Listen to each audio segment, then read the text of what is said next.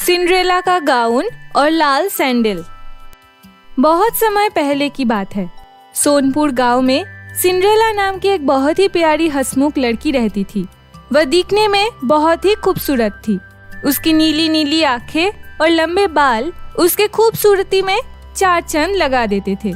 लेकिन बदकिस्मती से अचानक उसकी माँ का देहांत हो गया। माँ के गुजर जाने के बाद सिंड्रेला का पिता ने अनुराधा नाम की औरत से दूसरी शादी कर ली थी। अनुराधा की पहले से ही एक बेटी थी।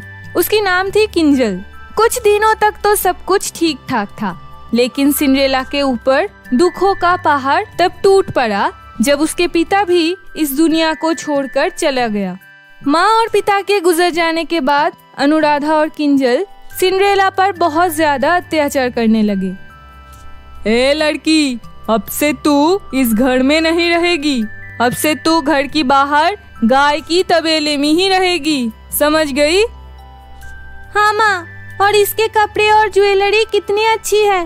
माँ, मुझे इसके सारे कपड़े चाहिए, और जो ऊपर इसका बड़ा वाला कमरा है ना, उसमें अब से मैं सोऊंगी। बेटी, अब से इस मनहूस का सब कुछ तुम्हारा ही तो है। तू अब इस घर की एक लौती बेटी है। ये सिर्फ इस घर की नौकरानी है। अब से तुझे हम माँ बेटी का सारा कहना मानना है और घर के सारे काम करने हैं, समझ गई? ठीक है माँ। इतना बोलकर सिंड्रेला फटे पुराने कपड़े पहनकर गायों के साथ तबेले में रहने चली गई। सिंड्रेला की सौतेली माँ और सौतेली बहन दिन ब दिन उस पे बहुत अत्याचार करने लगे। उससे घर का सारा काम करवाते और रात को बिना खाना दिए उसको गौशाला में बंद कर देते। सिंड्रेला बहुत ही ज्यादा दुखी रहने लग गई। ऐसे ही दिन बीत रहे थे।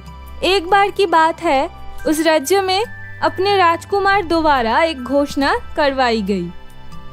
सुनो सुनो सुनो, गांव की सभी लड़कियां ध्यान से सुनो। अगले हफ्ते महल में सभा का आयोजन किया गया है। विवाह योग्य जितनी भी लड़कियां हैं, सभी को महल में आमंत्रित किया गया है।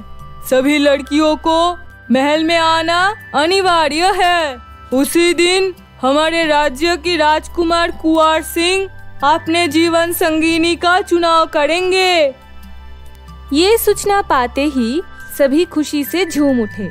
वही किंजल ने जैसे ही ये खबर सुनी, वह भागते हुए अपनी माँ के पास जाकर सभा वाली बात बताती है। ये तो बहुत ही अच्छी बात सुनाई है तुमने बेटी। तुम बिल्कुल भी चिंता मत करो। इस राज्य की राजकुमारी तो तुम ही बनोगी। देखना, मैं तुम्हें इतनी अच्छी से तैयार करूंगी कि राजकुमार तुम्हें देखते ही रह जाएगा। अब चलो, तुम्हारे लिए गाउन और सैंडल भी तो लेना है। हाँ माँ, चलो। फिर पार्लर भी तो जाना है, जल्दी से चलो। सिंड्रेला यूं ही दूर खड़ी उदास मन से उनकी सारी बातें सुन रही थी। सिंड्रेला का भी सभा में जाने का बहुत मन था, लेकिन अपनी माँ और बहन की डर से वह कुछ नहीं बोली। इधर किंजल सभा में जाने के लिए जोरों शोरों से तैयारी करने वाली थी। उसने अपने लिए 1 लाख का सब्यसाची का गाउन बनवाया। वह हर रोज अपने उस गाउन को पहनकर शीशे के सामने खुद को निहारती रहती थी। हाय, कितनी सुंदर लग रही हूँ मैं। सभा में तो मैं ही सबसे सुंदर लगूंगी। राजकुमार तो मुझे ही पसंद करेंगे। आखिरकार सभा वाले दिन भी आ गया। किंजल बहुत ही ज्यादा खुश थी। उसने सुबह उठते ही सबसे पहले सिंड्रेला को बुलाया। सिंड्रेला, सिंड्रेला, जल्दी आओ। कहाँ मर गई? जल्दी से मेरे गाउन को प्रेस कर दो और मेरी सैंडल को अच्छी से पॉलिश कर दो। मुझे आज सभा में जाना है, कोई भी कमी नहीं होनी चाहिए। किंजल सुबह से ही रात की सभा में जाने की तैयारी करने लगी। किंजल अब सभा में जाने के लिए पूरी तरह से तैयार थी। वाह, मेरी बेटी तो आज बिल्कुल परी की तरह लग रही है। भगवान बुरी नजर से बचाए। तभी सिंड्रेला डरते डरते अपनी माँ से कहती है, माँ, क्या मैं भी जा सकती हूँ आप लोगों के साथ सभा में? उन्होंने तो गांव की सभी युवा लड़कियों को बुलाया है ना? ये सुनकर दोनों माँ बेटी जोर जोर से हंसने लगी। शक्ल देखी है आपने? बड़ी आई सभा में आने वाली। अरे राजकुमार को अपने लिए राजकुमारी चाहिए, नौकरानी नहीं, समझी?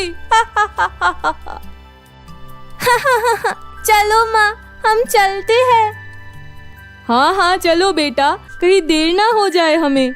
और सुन नौकरानी, हमारे आने से पहले सब काम हो जाना चाहिए, समझी? उनके जाने के बाद सिंड्रेला घर में अकेले बैठकर खूब रोती है। आखिर मैं सभा में क्यों नहीं जा सकती? क्या मैं इंसान नहीं हूँ? आज गांव की सभी लड़कियाँ कितना खुशी खुशी सभा में गई है और एक मैं हूँ जो यहाँ घर में अकेली बैठी हूँ। आज मेरे माँ बाबा जिंदा होते तो मेरे साथ ये सब नहीं हो रहे होते।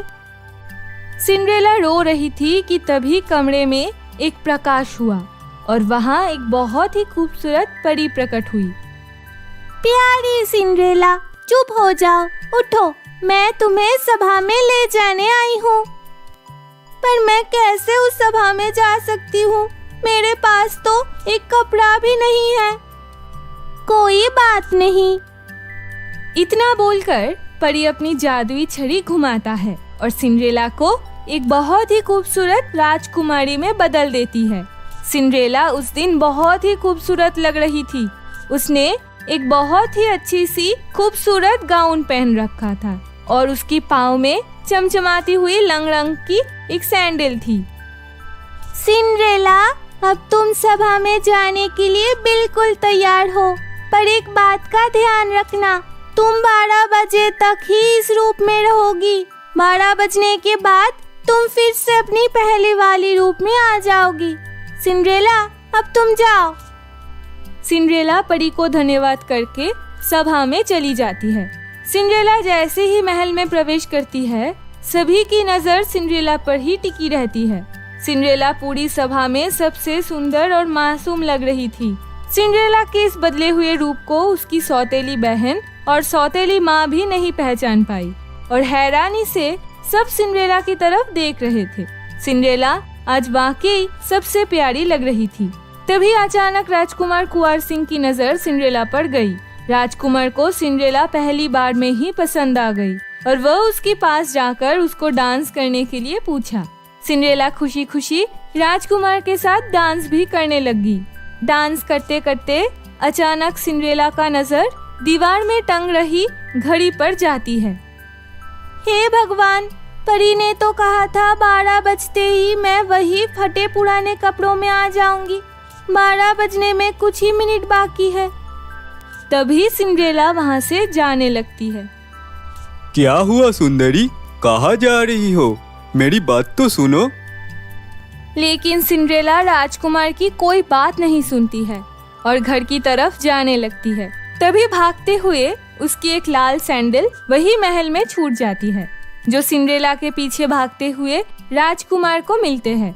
घर आकर सिंड्रेला राजकुमार के ख्यालों में ही खोई रहती है। पता नहीं अब मैं दोबारा राजकुमार से मिल भी पाऊंगी या नहीं। वह मुझे कितना रोकने की कोशिश कर रहे थे, लेकिन मैं क्या करती। उन्होंने अगर मुझे इस हालत में देख लिया होता तो वह मुझे कभी नहीं अपनाते। उफ़ो, मुझे ज्यादा नहीं सोचना चाहिए। कहाँ वह राजकुमार और कहाँ मैं एक मामूली सी नौकरानी। हमारा कोई मेल ही नहीं हो सकता। सिंड्रेला रात की सारी बातें भूलकर अपनी कामों में लग जाती है, लेकिन उसे बार बार राजकुमार का ही ख्याल आ रहा होता है। इधर राजकुमार अपनी पूरी सैनिकों को उस लाल सैंडल वाली लड़की को ढूंढने लगा देता है कि आखिर पता करो ये सैंडल किस लड़की का है। पता करते करते सैनिक सैंडल लेकर सिंड्रेला के घर पर आ भी जाती है। आइए आइए, ये सैंडल तो मेरी बेटी किंजल का ही है। मैंने ही उसे ये लाल सैंडल दिलवाया था। लेकिन जब सैनिक ने उस लाल सैंडल को किंजल को पहनने दिया तो उसकी पैरों में बिल्कुल भी नहीं आता है। फिर भी किंजल बोलती है, मेरी माँ ने आपसे बिल्कुल सही कहा था, ये मेरे ही सैंडल है। देखिए मेरे पैरों में कैसे आ गया। झूठ की भी हद होती है, ये सैंडल तो तुम्हारे पैर से भी बड़ा है। इतना बोलकर वह सैनिक वहाँ से जाने लगती है। तभी उनके नजर गौशाला में काम कर रही सिंड्रेला पर पड़ती है। तुम कौन हो लड़की? तुम इस सैंडल को पहन के दिखाओ। अरे सैनिक जी, इस गरीब नौकरानी को कहाँ ये सैंडल आएगी?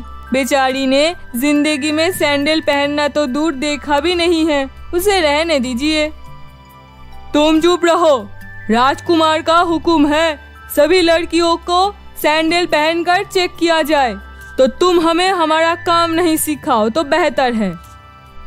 सिंड्रेला जैसे ही उस सैंडल को पहनती है, वह सैंडल उसके पैरों में बराबर आ जाता है। क्या ये सैंडल आपका है? जी, ये मेरा ही सैंडल है। फिर सैनिक सिंड्रेला को राजकुमार के पास ले आते हैं। सिंड्रेला को देखकर राजकुमार कहते हैं, क्या तुम वही रात वाली प्यारी सी लड़की हो? तुम सभा से क्यों चली गई थी? मैंने तुम्हें कहाँ नहीं ढूंढा। खैर, अब तो तुम मिल ही गई हो। मैं तुम्हें यही कहना चाहता हूँ कि ये तुम मुझे सभा में सबसे खूबसूरत और प्यारी सी लड़की लगी। क्या तुम मुझसे शादी करोगी? ये सुनकर सिंड्रेला को खुशी की ठिकाना ही नहीं रहता। सिंड्रेला शर्माते हुए हाँ कर देती है और फिर बहुत धूमधाम से राजकुमार और सिंड्रेला का शादी हो जाता है और फिर दोनों खुशी खुशी रहने लगती है। तो मेरे प्यारे दोस्तों, कैसी लगी आपको मेरी ये कहानी? मुझे कमेंट करके ज़रूर बताएं और यही कहानी अच्छी लगी हो तो इसे अपने दोस्तों के साथ शेयर भी करें। और हाँ दोस्तों, अगर आपने अब तक मेरे चैनल जादुई टीवी को सब्सक्राइब नहीं किया है तो जल्दी से नीचे लाल बटन दबाकर सब्सक्राइब कर ले। तो मिलती हूँ ऐसे ही फिर किसी मज़ेदार जादुई कहानी के साथ। तब तक आप अपना ख्याल रखें। बाय बाय दोस्तों।